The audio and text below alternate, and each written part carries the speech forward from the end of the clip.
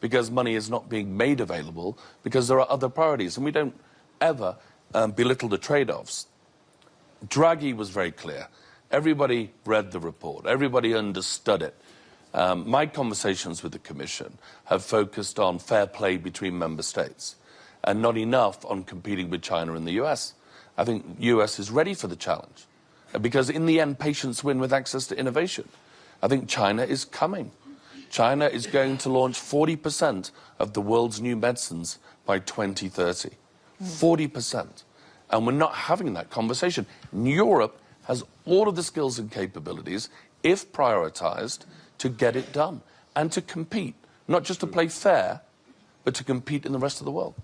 I want to turn to Poland now.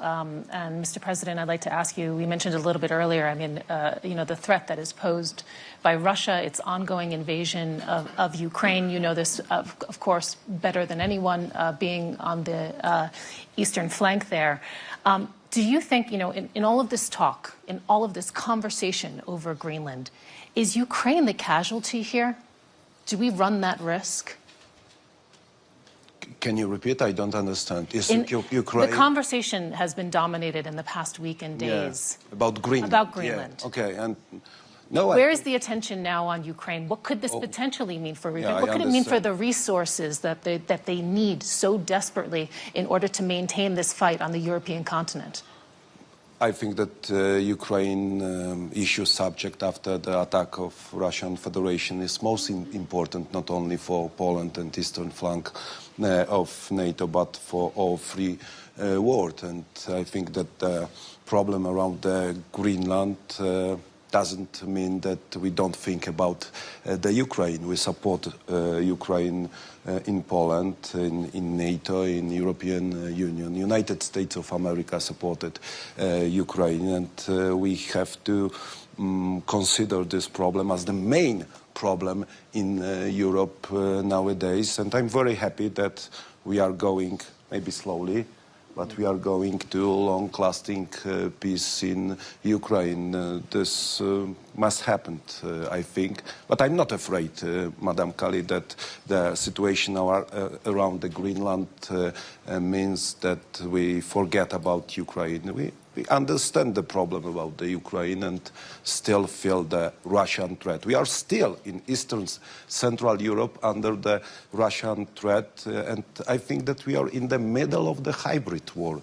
This is the peculiar Soviet composition which we have known for 100 years. You know, this is the composition of a military force, information, disinformation, propaganda, and we are nowadays in the middle of hybrid war in the European Union. President Stubb, I'd like to ask you as well. The U.S. administration has made it very clear. We are in an era now of hard power, and they will wield it where they feel it is advantageous or necessary. You've said earlier that Europe can defend itself without the Americans. If it comes down... not exact, Mike, so that's not a quote. More or less, more or less. We'll go back to the transcript. Let's stick to the left on this one. Yeah? More or less, more or less. I love journalists. Stubb against us. But if it comes down to it, given the dynamics that we have seen here, does Europe also need to have the potential to defend itself against America? No, I mean, come on, let's not push the hypotheticals here. Let's get back. Let's get back to the reality of the situation, and let's put it back into perspective, and especially the war in Ukraine, which Karol there quite well mentioned. Look, what has Russia achieved in the past 4 years? It's acquired 20% of the territory of Ukraine through military warfare, roughly 2%. In the process of doing that, it has provided about 1 million casualties and dead. It has decreased its sphere of influence. You can see the Central Asian countries, you can see the Southern Caucasus detaching themselves from the Russian Empire. You look at the Russian economy right now. If we go with the inflation rates of the 2 first weeks, we're looking at 30% inflation this year.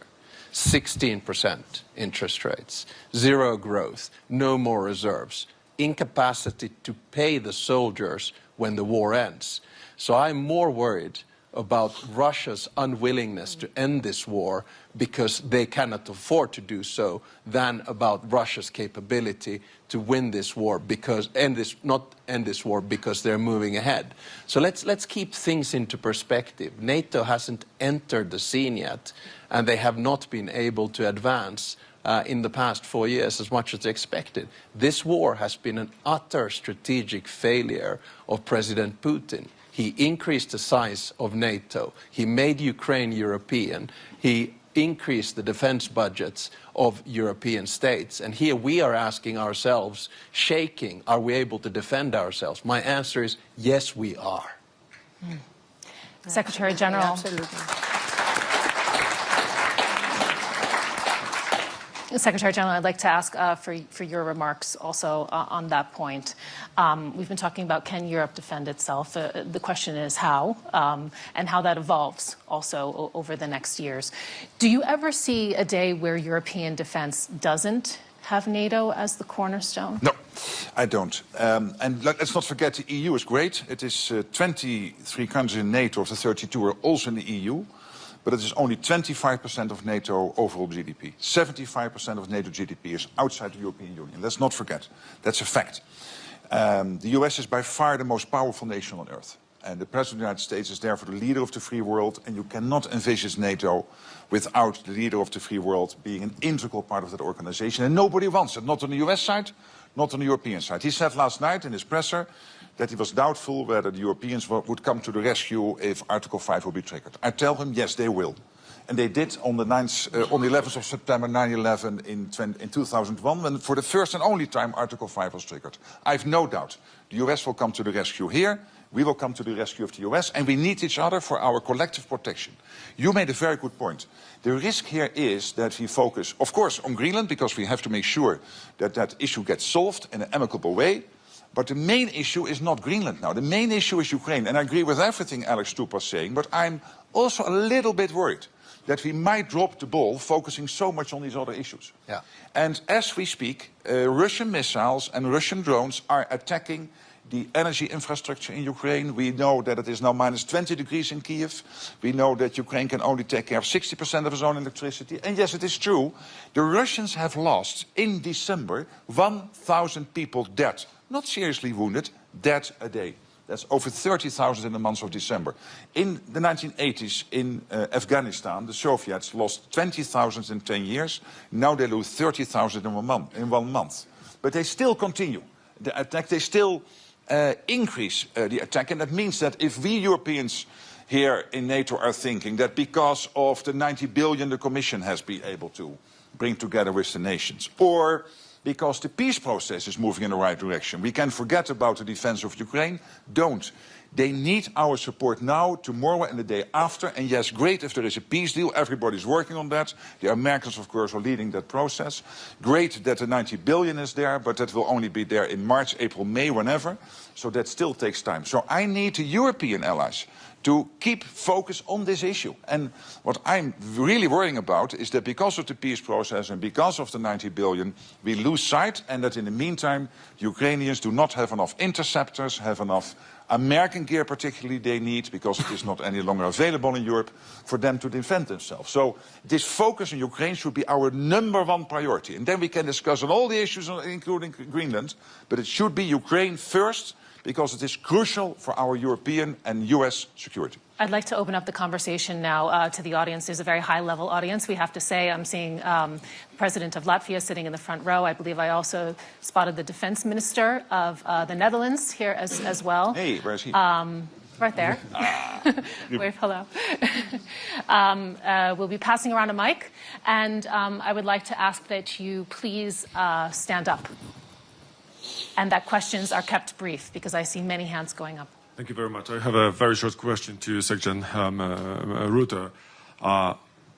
There are negotiations about Ukraine, and I fully agree with you that Ukraine is the main challenge, and the Russia basically is the main threat. The question is, once we agree that there are some chances for the long-lasting peace, are we as Europe prepared for what would be next with Russia, with this aggressive approach, with a society which is still, through the disinformation, educated, let me say, with aggressive approach towards the West? What will happen with those thousands or hundreds of thousands of troops, capabilities, etc., if they won't be engaged in Ukraine? They won't just wait for the better, prosperous future. Are we ready as NATO to take this problem? Thank you very much. Yes, and a brief response, please. We are ready today, there's no doubt. But we have to be ready in 27 and 29 and 31. And this is why what we decided in The Hague to ramp up defense spending to this 5% was crucial. But you also have to ramp up the defense industrial production. And we're not doing it. Not in the US, not in Europe. We are not nearly producing enough. The fact that Poland, which is the closest ally to the US you can find, is buying in South Korea is because they cannot buy enough in the US or in the European and defense buying in industrial Finland. base. In Finland, yeah, but also Finland. Yes, Alex, I love you, but you are not producing enough. Your defense industrial base has to ramp up, and you know it, so please spend time on that. And this is true for the whole of NATO territory. So it is not only money, it's also the defense industrial base, including preparing our other industries, including our car industries, etc., for a moment when there might be a situation where we need them. Russia is on a war economy footing. They spend 40% of the state budget on defense. 200 billion a year, with a spending power with the 200 billion because of the structure of their economy, which is much higher than we can do in Europe. So we really have to be watchful here. Yes, we can defend ourselves today, but we have to deliver on the The Hague commitments. Not because of Donald Trump. Yes, it equalizes with the US, that keeps them in, but particularly because we have to defend ourselves. Okay. I think in the next round, perhaps we take 2 questions and then we'll have them answered. See, many. Yes. Sorry, my name is Andrea Malaguti. What do you think about the board of peace with Lukashenko and Putin for Gaza? Please, one more over here. NATO has 32 countries in the Northern Atlantic, and I'm not commenting on things outside North Atlantic area. Sorry, I have too much on my plate already. Thank you. Mark Rutte, could you please comment on Macron's speech yesterday here in Davos that was very honest? What is your reaction to it? I respect him a lot, and I'll see him later today, and I think he had a speech which was strong on Canadian values and what Canada can contribute to the world.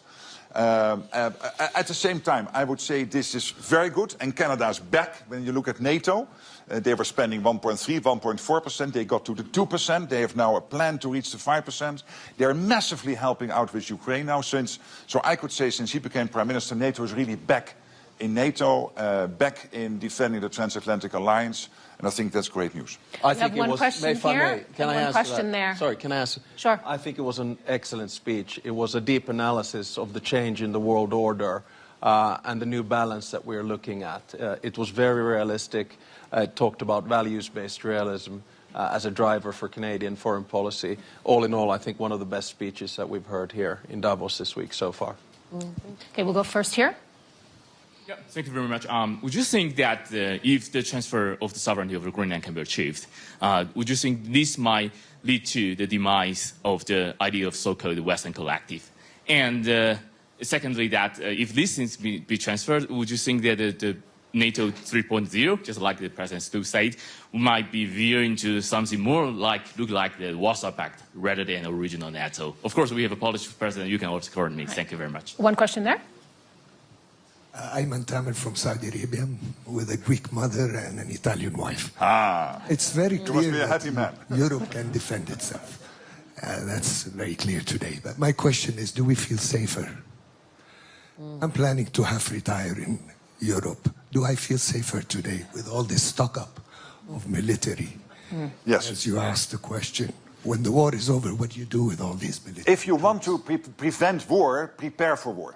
The only way we can prevent the Russians or anyone who wants to do us harm, is to make sure that they know that the reaction we will have is devastating.